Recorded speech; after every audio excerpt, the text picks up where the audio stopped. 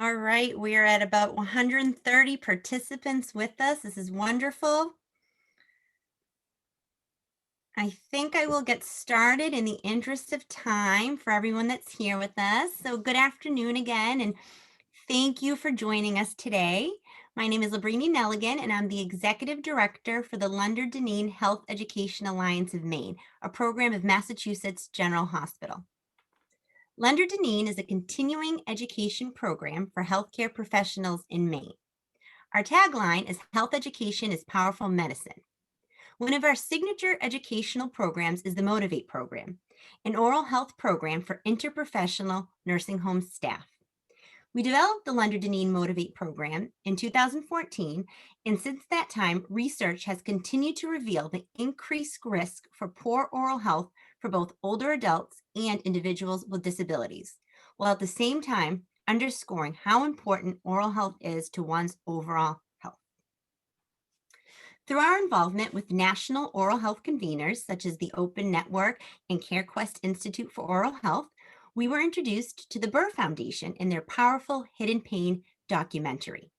We were inspired to share this moving video and the discussions it would foster with as many organizations and individuals as possible. For today's inaugural event, we banded across 5 states to continue to shine a light on the disparities in oral health care for older adults and those with disabilities. We will soon introduce you to Betty Peebles, founder of the Burr Foundation, and Melissa Burrows from Families USA, who are both co-hosting today's event with us. Thank you so much, Betty and Melissa. Our program for the next hour and 15 minutes is to view a portion of the Hidden Pain documentary and hear from 2 nationally recognized panelists in oral health. We're going to facilitate a Q&A, and Families USA will be closing the event today by offering a touch point for future action that we hope you will all be inspired to take. Please know that today's Zoom program is being recorded. During the video and speaking program, we will be muting all participants. Please use the chat feature today. Looks like many of you are very comfortable with that. It's at the bottom of your toolbar, bottom of your screen, and please use it to share resources and comments or pose questions to other participants. We want today to be very interactive, and we're hoping you're responding and meeting some new colleagues. During the Q&A portion with our speakers, we will ask that all questions to our speakers are submitted via the Q&A feature. This is also found, as you can see, on your Zoom toolbar. We will be monitoring the Q&A as our 2 speakers present, and we will select a sampling of questions for them to respond to. But before we kick off, I would like to take a moment to poll our audience to find out what states you are joining us from. Hopefully you see that survey popping up on your screens. If you can please click on your state and hit submit. We will tally those results in a second. I'm going to do it with you.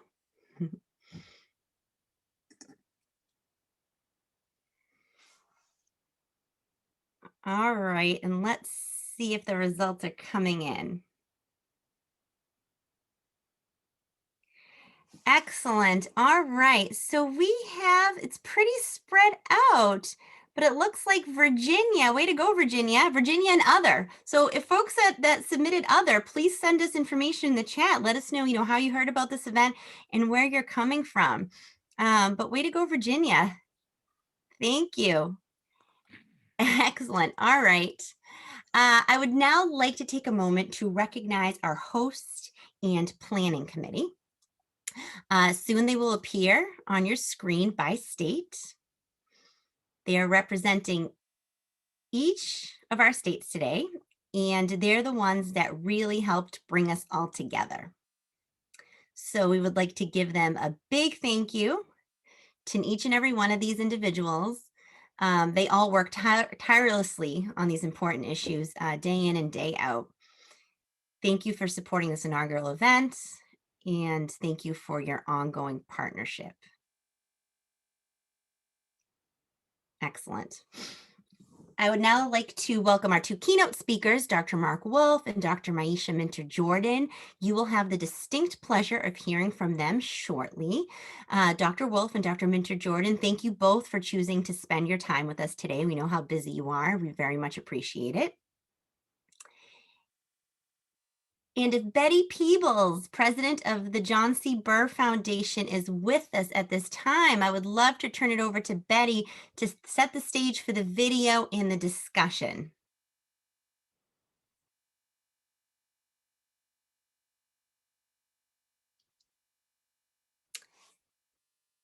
I know Betty was having some technology challenges.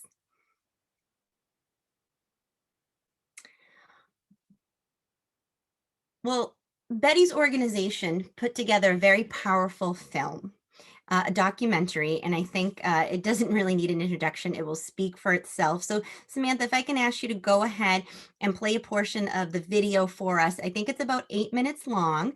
Again, very powerful. And if Betty is with us, we'll have her comment afterwards. There are millions, tens of millions of Americans every day, every year who don't have access to the oral health care that they need.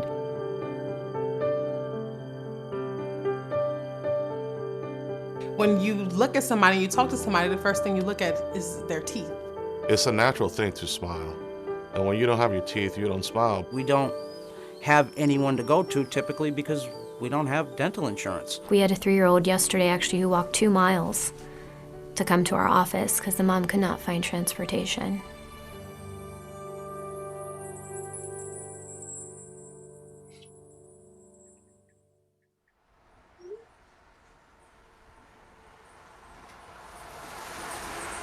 Today we're at Grafton County Nursing Home and we're providing dental preventive services to the residents as well as basic restorative dental extractions. Our elderly population in general is at a higher risk for disease compared to the general population. They just can't physically reach back to floss those back teeth, or even brushing can be difficult for them.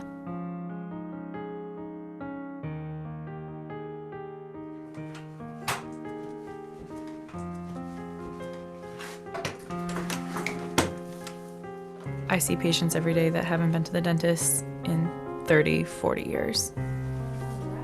I think my whole jaw has got infected. It's numb. I know I shouldn't be, in fact, be eating, but I just eat enough to get through. Can I take that plate out for you? When you went to school, you had a dentist appointment once a year or something like that? When I was 12 years old, they pulled my 4 front teeth out. So going to school was no fun for me. My days in high school, no front teeth, no activity, no girlfriends, no nothing. Dulceville. When I retired and my husband died and my kids were scattered, I did not have any insurance. And I was having problems with my teeth, and yet I really couldn't afford to go to another dentist unless I asked my children for help. And I hated doing that. If you have to live with chronic infection, even your diet is changed and affected. I think that must be just as bad as if you've got a lesion. Poor oral health can be directly related to poor overall systemic health and creating higher risk for respiratory infections, heart attack, stroke, and an uncontrolled diabetic status. The reason we're here today is we're seeing a couple of patients who don't have current access to care. I don't like to turn anybody away for the sake of money. Good to see you. How you doing? I'm well, thank you. Good to see you, doctor. All right, so you know what we're doing today? I'm a single father and I am self-employed. I own a home improvement business. 2 teeth have got to go. I am on the Medicaid for adults and My health insurance, I'm fully covered, prescriptions, doctor's visits, but when it comes to dental, it's emergency extractions only. So you'll see. Yes, okay.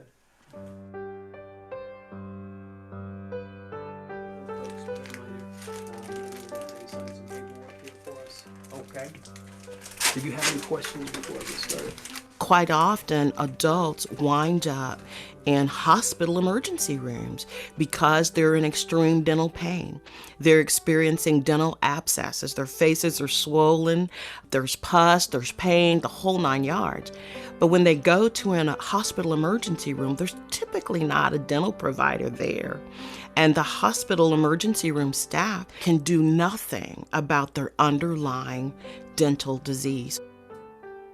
Emergency room care is just about the most expensive form of care that exists in this country. I don't end up into the emergency room until the pain medication, Tylenol, Motrin, is no longer working. And they were very honest. You can have the tooth extracted for X amount of dollars. You could also have a root canal done for considerably higher. You do anything you can to not have a tooth pulled. But when you're also raising a family, it seemed like a no-brainer to have the tooth pulled. And that's the way it's gone. I had a cavity on my wisdom tooth, and the cavity had gotten to the nerve, and it literally, if I would open my mouth to breathe, it would like cripple me because of how bad the pain was.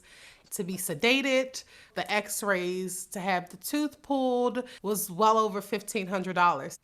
I can't afford dental insurance, so what do I do? There are a number of studies that document the loss of, for example, school days for children due to oral health problems. Working age adults, they miss time from work due to oral health pain. That has an impact not just on them as individuals, but it also has an impact on our society, on the economy. We often see a lot of patients who come in having been referred from their pediatrician. And at that point, the decay is already present and to an extreme amount.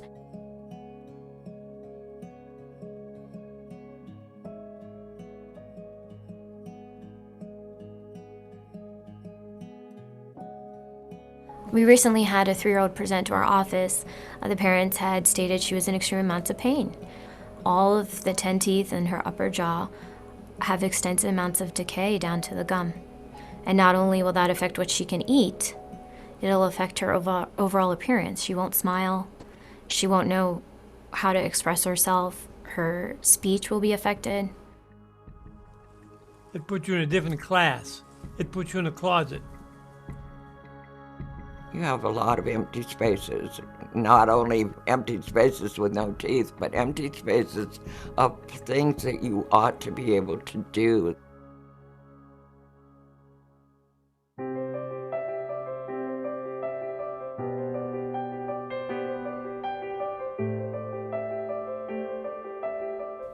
There's a lot of heroic work going on within the dental community. It's a drop in the bucket compared to what the extent of the need truly is. As a country, we are never going to volunteer our way out of this crisis. What is going to have to occur is systemic change. I think it'd be helpful to add a more comprehensive dental benefit to both Medicaid and Medicare. We need more dentists. We need more hygienists.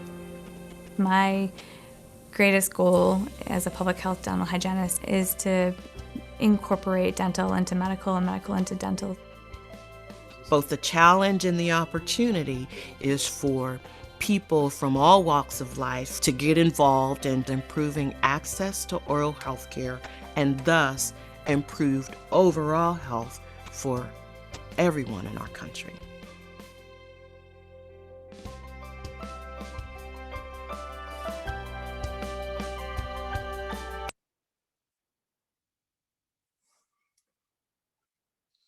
Thank Thank you. I wish you could all hear and see Betty Peebles. She's having technical difficulty getting on from her state. I am so sorry. I know many of you know her. She is the leader and woman and visionary behind this documentary. And again, the documentary was put together to really highlight and address the pain and suffering of not having access to oral health care. We were really moved by the power of these stories, and we know they're not unusual. We know that they happen every single day. We know that many of you in our audience have your own personal or professional stories that are very, very similar. Just checking to see, Betty, can you hear us? Are you with us?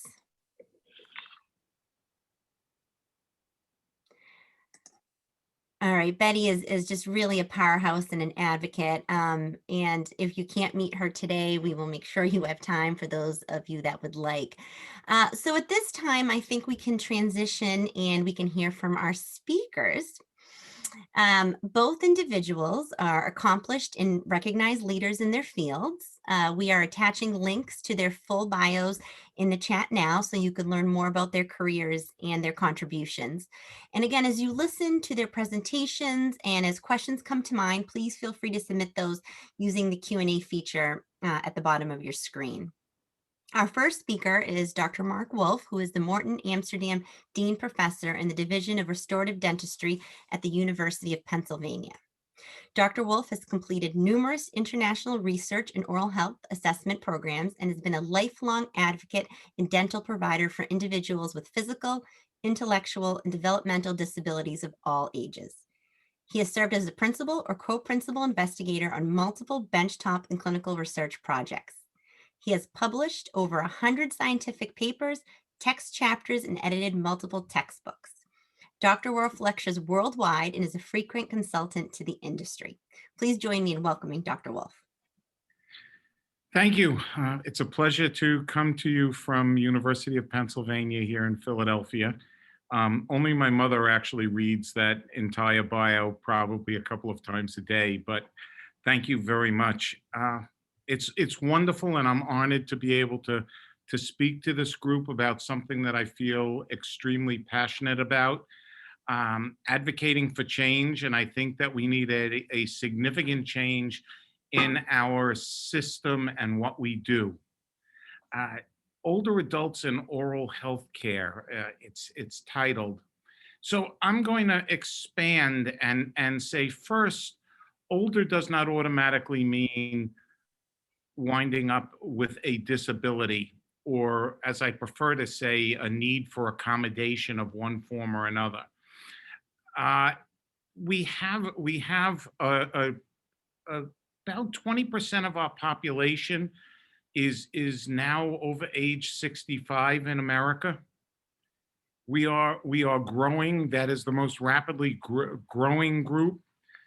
Of the people over the age of 65, a very significant percentage live below the poverty line. And that puts extreme stress as they try to buy medications, food, house themselves, and take care of their daily life. But many remain independent, and it's a question of finance more than actual disability that affects their ability to get oral health care. Now, I have to emphasize that you can't be healthy without oral health care, without oral health, I should say. It affects our entire quality of life. As you saw in Hidden Pain, it affects one's self-image, our ability to communicate, our ability to eat, our ability to participate in large stead around us. And that's just so important for us to recognize. This is not something that we get the option of neglecting in any way. It's really quite remarkable. There's another group, and those that, excuse me, have decreased abilities or disability, the inability to do something. They have a loss of independence or cannot do something in particular. And this is a group of individuals from from developmental disabilities or acquired disabilities like an auto accident. They may be physical, where we cannot use our hand or we cannot speak or we cannot do something, or they can be intellectual and psychiatric. There's a broad range of individuals that require special accommodations. And I like us to think about both the question of, is care available to everybody? And you will find no stronger advocate for a universal oral health care availability. We have Medicare, which is available to anybody who is aging, but we do not have dental benefits. We have medical benefits. An injury on the toe or foot can be treated, but as we heard in Hidden Pain, you may not be able to receive any care if there's an oral pain in your mouth. This is a major problem, and part of this goes back a very long history in America, where oral health care was not considered part of general health care.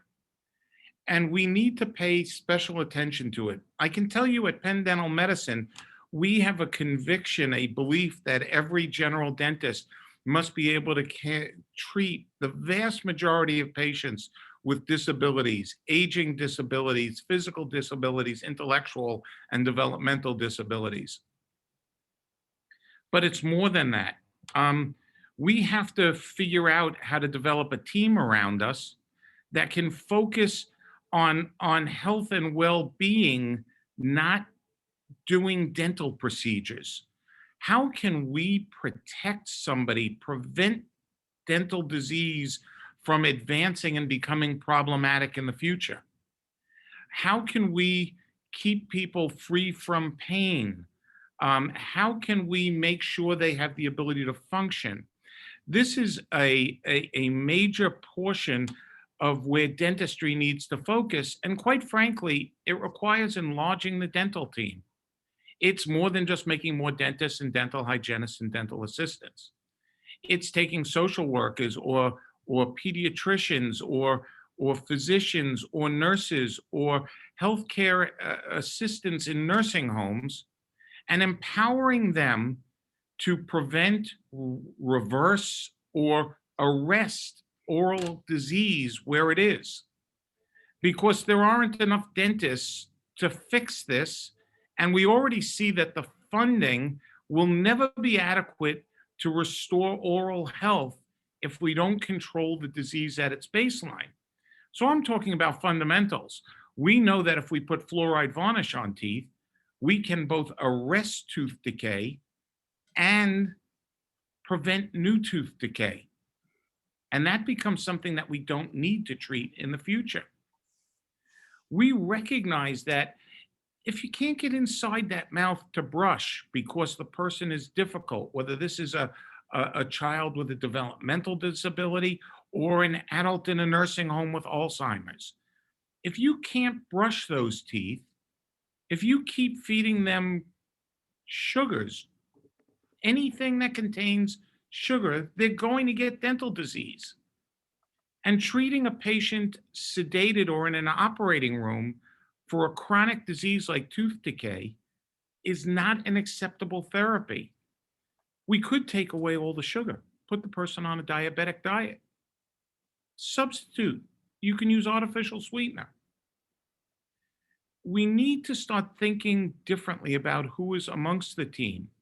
You know, in Hidden Pain, a pediatric dentist saw a child that had decay in every one of their teeth. Teachers, nurses, social workers, parents, pediatric dentists, everybody needs to manage to see that that child needs help. And that child actually had insurance. Virtually all children today in America have access to dental care.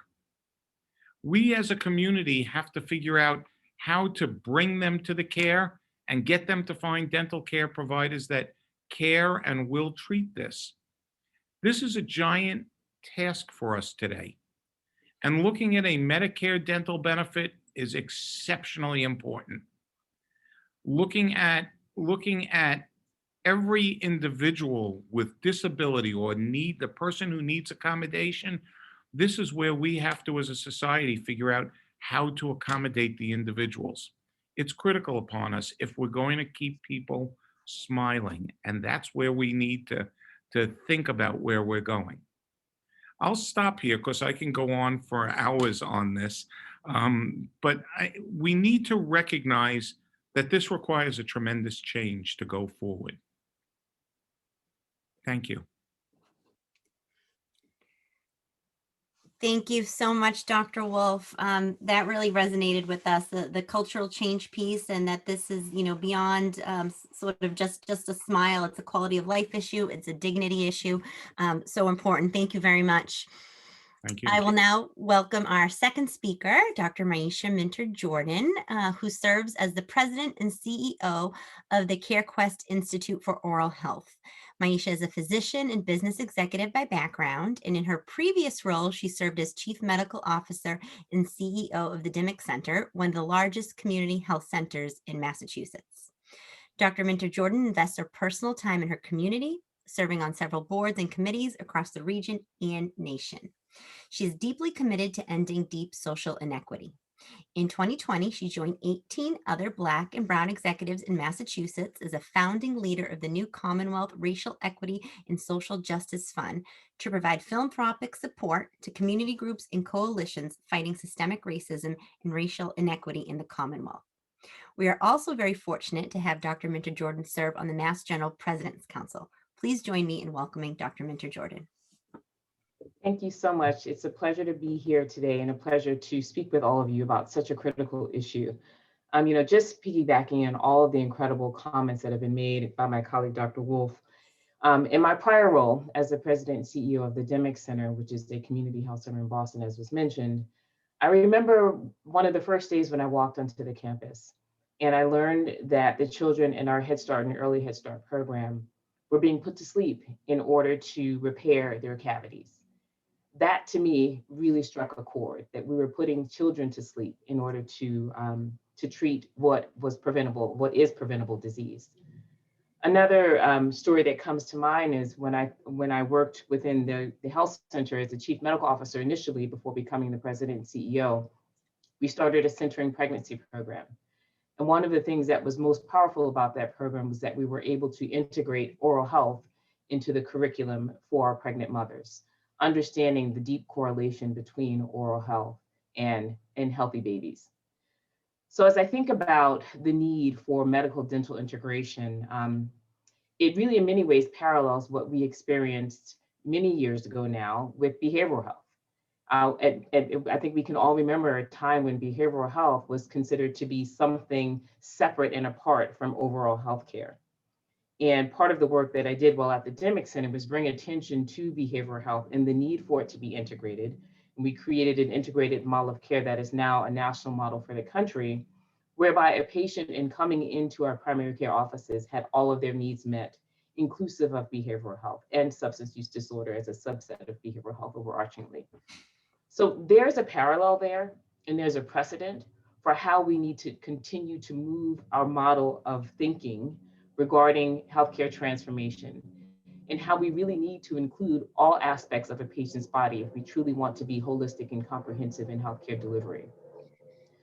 When I think about the impact of oral health on a variety of disease states, it was already mentioned that untreated gum disease makes it harder for people with diabetes to manage their blood glucose levels. We know that diabetes raises the risk of developing gum disease by 86%. We also know that putting off dental care during early childhood is linked to early adulthood is linked to an increased risk of having high blood pressure. And patients with gum disease are less likely to keep their blood pressure under control with medication than are those with good oral health. When we think about obesity, brushing teeth no more than once per day was linked with the development of obesity. And as was mentioned, frequent consumption of sugar-sweetened drinks raises both the risk of obesity as well as tooth decay among children and adults. In terms of dementia and thinking about our elderly population, having 10 years of chronic gum disease was associated with a higher risk of developing Alzheimer's disease. And researchers also report that uncontrolled periodontal disease could trigger or exacerbate the neuroinflammatory phenomenon seen in Alzheimer's disease. Additionally, we've learned much more about the impact of oral health in terms of respiratory health quite recently, and particularly in the context of the pandemic, with research that shows that oral hygiene among medically fragile seniors can reduce the death rate from aspiration pneumonia. If we improve oral hygiene, we can reduce the death rate from aspiration pneumonia. We know that patients with ventilator-associated pneumonia who engage in regular toothbrushing spent significantly less time on mechanical ventilation than other VAP patients. And we also know that improving veterans' oral hygiene reduced the incidence of hospital-acquired pneumonia by 92%, preventing 136 HAP cases and saving 24 lives. So there's no doubt that oral health has an impact on chronic disease. There's no doubt that of the importance of oral health as it pertains to children, adults, and our elderly. And so what are we going to do about it? I think part of what we do at the CareQuest Institute is continue to advocate and continue to support other organizations who also have taken this up as a cause. We funded across the country a number of different organizations in this space. We're proud to be one of the funders of Motivate, as was mentioned earlier. We're also proud to be a longtime funder of Healthcare for All and their work. Healthcare for All previously advocated successfully for senior care options in Massachusetts by engaging older adults to mobilize and advocate for expanded access and coverage of oral health and dental services in Mass. Also, they explored new opportunities for low-income seniors to participate in senior care option dental plans and help to develop a policy agenda and campaign that addresses the concerns and challenges for older adults. We also have active grants in Oklahoma, Virginia, and Minnesota, among many, that really are focused on how do we ensure that there's access to oral health for all populations. And I think this is an important opportunity for us to come together to discuss what can we do, particularly now with the new administration, to continue to push forward the inclusion of oral health benefits within Medicare, and the expansion of Medicaid benefits across the country. There's no instance in which we would provide emergency-only care for diabetes, so we should question why that's even taking place within the field of oral health. I'm really proud of the work that was done today. I think most recently, where we had 17 senators sign on to a letter that was sent to President Biden, and I'll read the excerpt from the letter, that we must address the dental crisis in America, which is particularly acute in our nation's elderly and disabled population. Today, over 70% of senior citizens have no dental insurance. The results have been tragic. Incredibly, more than a quarter of senior citizens in this country are missing all of their natural teeth, with many unable to properly digest the food that they eat because they cannot afford a full set of dentures, which can cost anywhere from $2,500 to more than $5,000. While 70% of older Americans have gum disease, which can lead to rheumatoid arthritis and cardiovascular disease, half of senior citizens have not been to the dentist in over a year, and about 20% have untreated cavities. This is an excerpt from the letter that our senators sent to President Biden, dated on April 25th. So we know that this is a moment in time where if we activate and we activate together, that we can make change. And I encourage us to think about how we can do that within our individual organizations and collectively. We now again have an administration that is looking at this issue of health equity more broadly, and the inclusion of oral health benefits in the conversation is critical at this moment.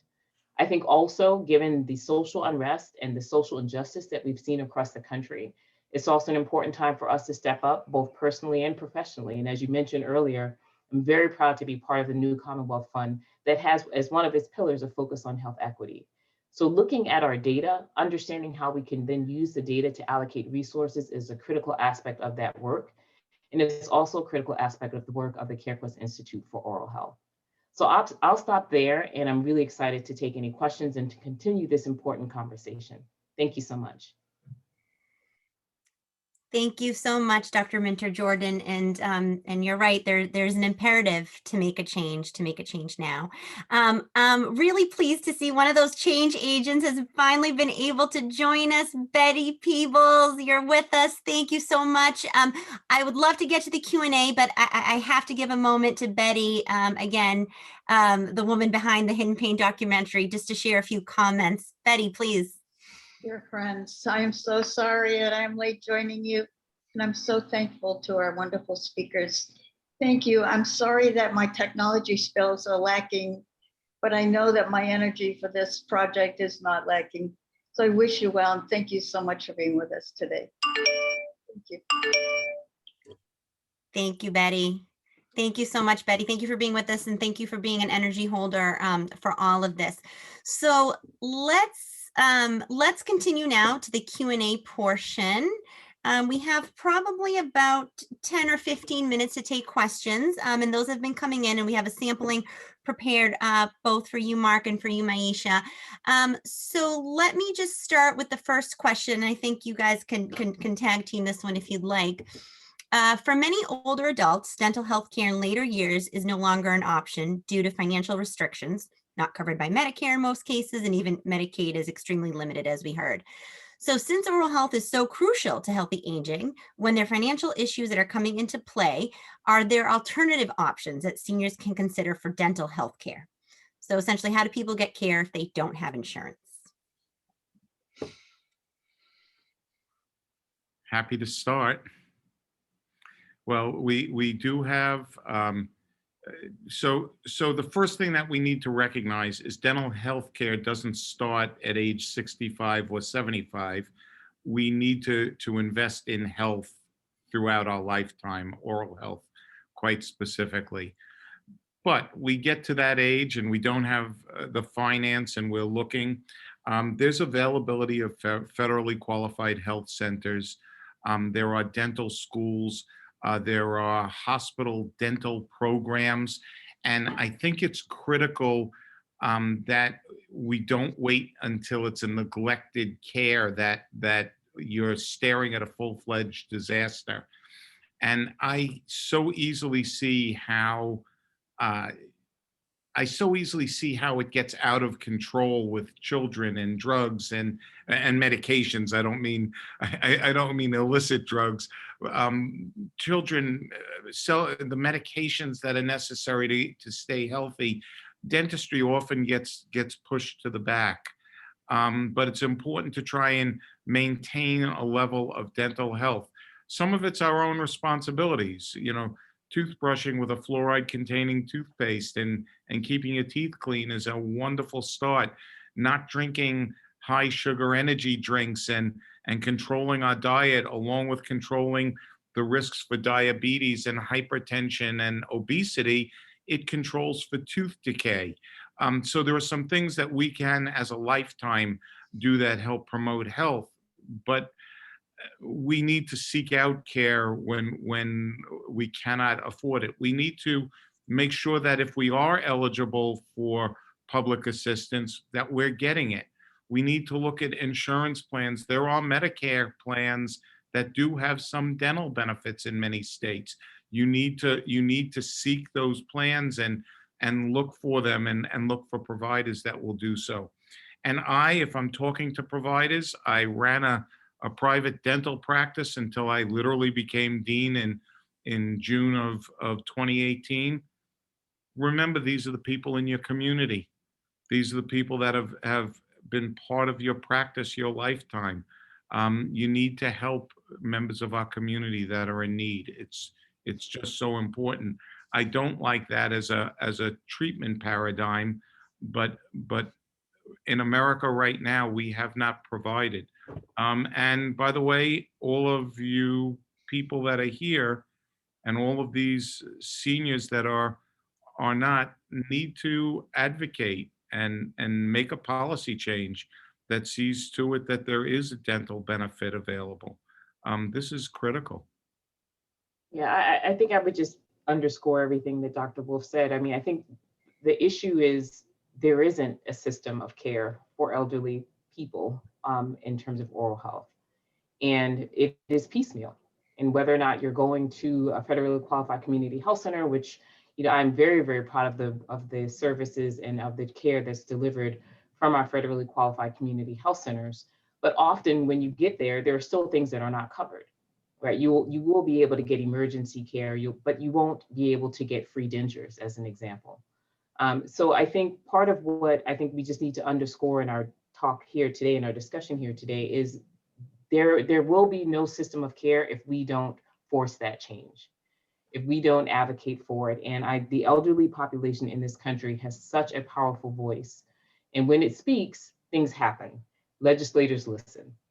And we need to leverage that voice in order to force change now, because we will be faced with people who are not able to get adequate care, who have to undergo tooth extractions or be edentulous, unable to eat, unable to care for themselves in terms of their activities of daily living, and to have a negative impact on any chronic diseases that they may have unless we fix this problem. And so the workarounds are there, but they're insufficient. And I think it just continues to highlight the change that we need to make happen. Great. Thank you both. Our next question is for Dr. Wolf specifically again, but both feel free to comment. How can we prepare dental offices to treat people with disabilities? Do we need special training or education for staff? I think the first thing we need to add is willingness, a sense of commitment, because we can figure out how to treat the vast majority of patients if we care to do this. We need to be able to detach our normal time schedule frequently and work with the patient. One of the very first autistic children that I saw early in practice, I did my examination in the back seat of the car as he wouldn't get out of the car, and his mother was very upset. We have to think differently about our obligation as a practitioner to try and figure out how to do this. We can think as we're designing offices to make them more than just accessible to persons with disabilities, a place that we can actually work on a patient that may have a disability. But we should not consider that a barrier if we're not fully accessible and can do everything. Rather, we have to say, okay, with what we have, what's the accommodation? Can I arrest the decay with fluoride or silver diamine, or can we teach a parent how to do something different? Can I do a term that dentists use, an atraumatic restorative therapy, where you go in and you gently remove the decay and place a restoration that arrests the caries and sits in there? Can be done. I've done it in the field. So it's not the dental office. We have to change our image of making people healthy and what that takes. I love aesthetic dentistry. I love all of that aspect, but it's not necessarily about giving everybody 32 ultra white teeth in perfect alignment. It's giving them health, the ability to eat, the ability to smile as they go forward. Great. Thank you, Dr. Wolf. Dr. Minter-Jordan, questions come in for you, please. How does poor oral health affect heart disease and other health conditions? So as I mentioned earlier, the correlation between poor oral health and cardiovascular disease is very clear. We know that there's a direct correlation to cardiovascular disease leading to heart attacks and exacerbation of hypertension or high blood pressure. So we know that is, it's been proven already, as has been the correlation, as I mentioned earlier, between that and pulmonary disease. So there's a deep connection, and part of what I think is important is that the conversations around cardiovascular health happen within the primary care office as much as they should happen within the oral health care office. And part of what we want to make sure of is that we have providers that are centered around the patient, that have a deep understanding of the patient's full list of chronic disease, whether or not, again, that's diabetes or cardiovascular disease, pulmonary disease, and that both providers are discussing ways in which their prevention and their treatment can help improve that chronic disease. And so the knowledge and the experience on both sides are really important as we form care teams that are multidisciplinary in nature and that hold the patient at the center. So it's just as important for a primary care provider to understand what type of oral health issues a patient may have as it is for an oral health care provider to understand whether or not a patient has cardiovascular disease and to highlight the importance of prevention in managing that disease. I think that those conversations happen much too infrequently. And I think that this is the time in which we can educate all providers as to their responsibility to ensure that they're bringing that knowledge to every patient encounter. We know that every time a patient encounters a primary care provider or an oral health care provider is a point in time where we can intervene, where we can improve upon prevention, where we can improve upon education. And we should be leveraging each of those instances in order to improve the health of the patient and to empower them with the knowledge as to how they can best manage their disease processes. Thank you, Dr. Minter-Jordan. We have over 160 participants and the questions and comments are rolling in. So we're trying to get, again, a good sampling for everybody here. Dr. Wolf, you mentioned some sort of a quick and maybe easier things that we can do in terms of some fluoride treatments. So can you talk a little bit more about what is the value of fluoride for older adults? So water fluoride, that's automatically in our water, and that only covers about 60% of the United States, has been demonstrated to reduce decay in an aging population, particularly a population that's starting to show some loss of independence and cannot brush well, whether it's because of arthritis or Parkinson's or just never really learned how. There are fluoride additions that dentists can place, that hygienists can place. Frankly, they can be placed by anybody in the healthcare system on doctor's orders. We teach pediatricians how to do it, nurses how to do it, physicians how to do it. It's simple, and it reduces new tooth decay by 75%. It's sad that we don't do this. Now, you want to know the saddest, there's virtually no insurance carriers and very few of the government Medicaid systems actually pay for adult Medicaid to administer fluorides. They'll pay for us to extract the tooth in many states, but not to prevent the decay. This is just an abomination of how the system is set up. I think we need to think about how to prevent, and fluoride is probably the most proven technology in preventing tooth decay over the last 50 years. And it's incredible that we pass this one up so frequently. Mm-hmm. Great, thank you.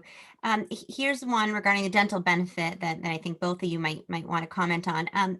What is the estimated cost for adding a dental benefit to basic Medicare, and how much of a challenge will it be to overcome policymakers' concerns about the price tag?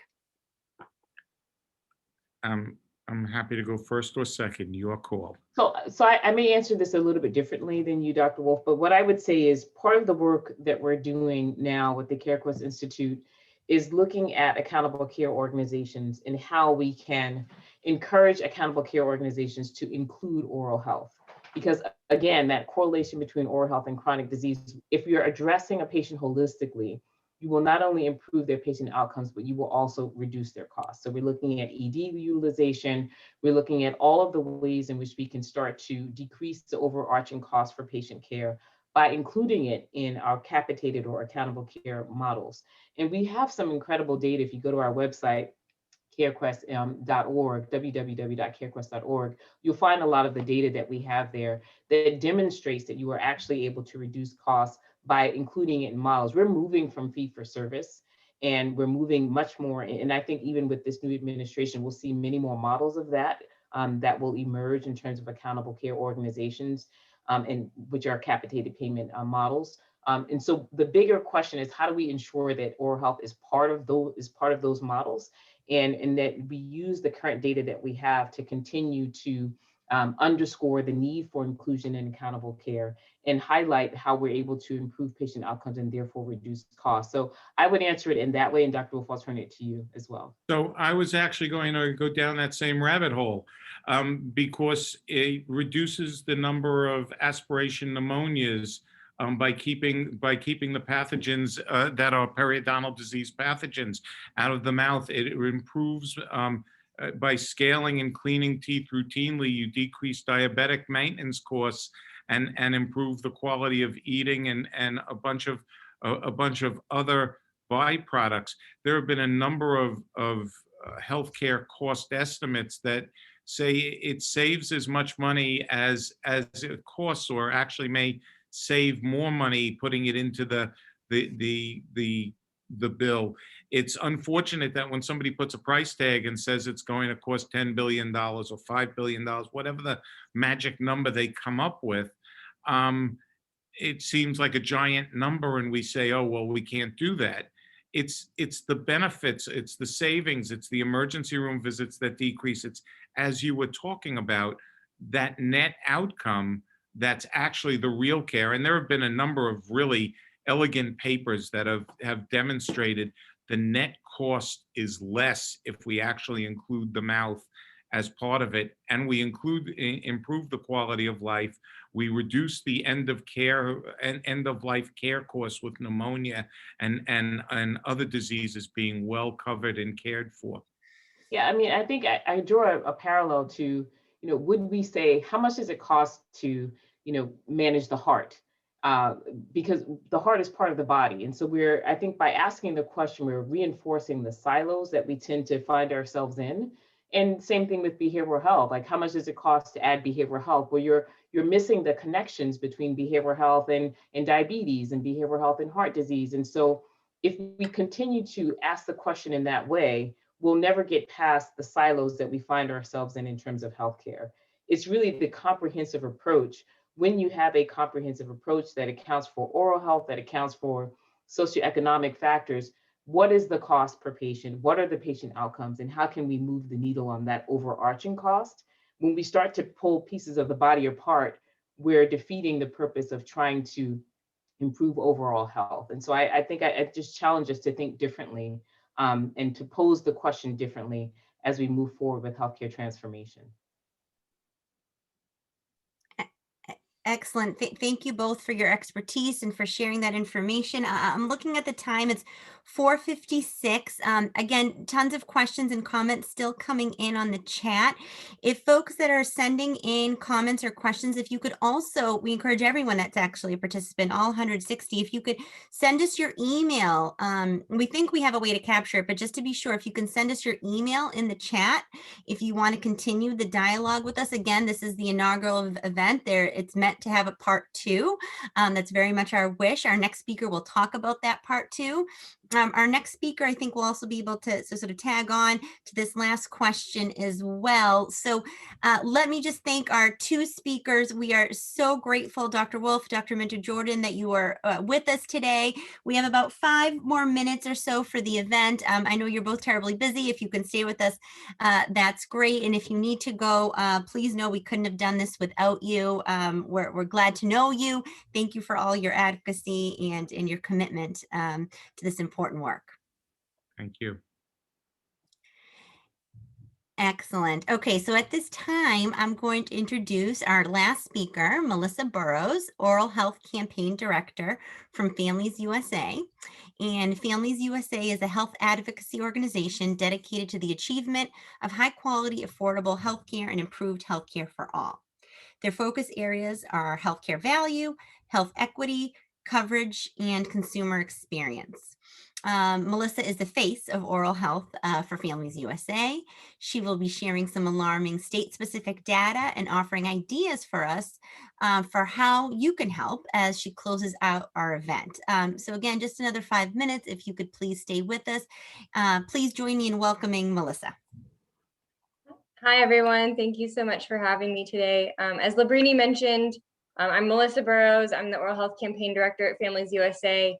And at Families USA, we really are focused on health advocacy and focused on policy change to improve health. And that really, as we've heard today, is not possible without focusing on oral health.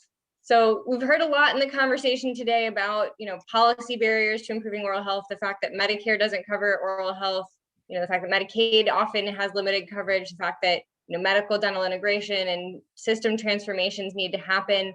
And so, given all those problems that are there, Families USA is here to work on that policy change and to help you all get involved in the conversation as well. So before I share a little bit more information, I did want to check in with everyone. We have a quick little poll about whether this conversation today has inspired you to take action. So if we could bring that up just briefly.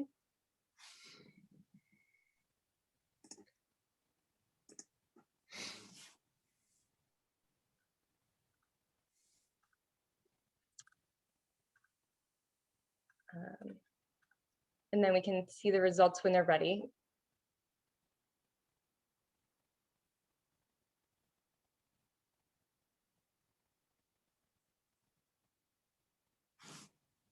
And look at that, really pleased to see this, that we have a lot of folks here, the overwhelming majority, who are moved to take action, and some more who are unsure. And so hopefully what I'm about to share in terms of additional information and resources will help you feel really comfortable with how you can make a difference and take action.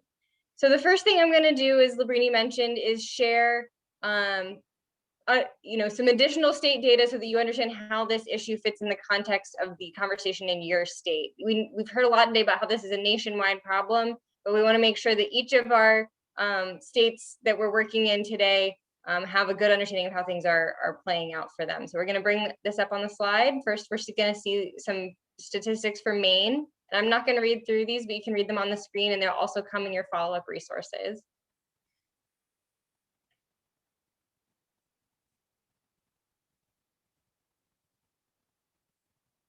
Massachusetts,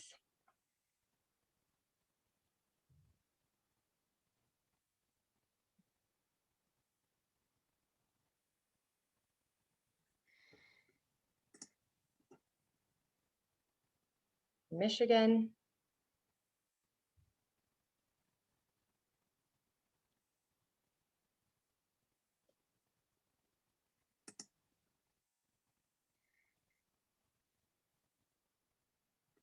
Oklahoma,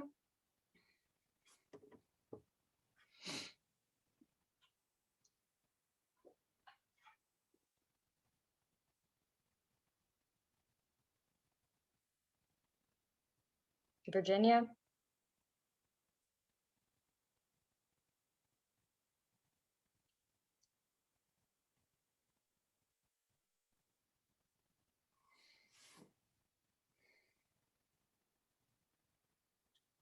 and now I'm going to talk a little bit about how we want to translate this information into action. And the first step you all can take is thinking about, okay, now that you understand the national level, you've seen a little bit more about how this is affecting older adults in your state, all these policy issues, how oral health is a problem, how lack of oral health coverage is a problem. I want you to think about how these issues affect you at a personal level. What is the story you can tell about why policy change is needed? As an advocate, I know that policy change is often driven by the experience of real people, of constituents, being able to explain how an issue affects them. So if you want to take action, the very first step I encourage you to take is write down why oral health for older adults matters to you, why oral health for people with disabilities matters to you, why adding oral health coverage to Medicare is an important issue to you, to your family, to your patients, to your community, to the people you serve. That story really matters, and it's a first step to advocacy and an incredibly powerful tool.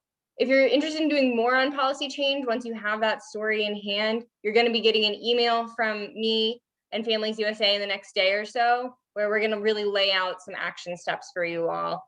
There's a real opportunity for policy change this year. As Dr. Jordan mentioned, we have an administration in the White House that is committed to health equity. We have champions in Congress who have been talking about Medicare oral health coverage for several years now and really are looking for an opportunity to move it forward. And so, there is a real potential for things to move forward if the advocacy is there. And Families USA is here. A lot of you have been working on this for years. but some of you are newer and we'd love to welcome you into the movement. So you'll hear from us about more ways to get involved. And now I have the pleasure of wrapping things up for the day. And I really appreciate those of you who stuck with us for a few extra minutes. So on behalf of Lunder-Dineen, the Jon C. Burr Foundation, Families USA, and to everyone on our wonderful host committee, thank you for participating today. You'll hear from us, and our contact information is on the screen. There's links in the chat as well to our websites, and we really look forward to working with you. Thank you.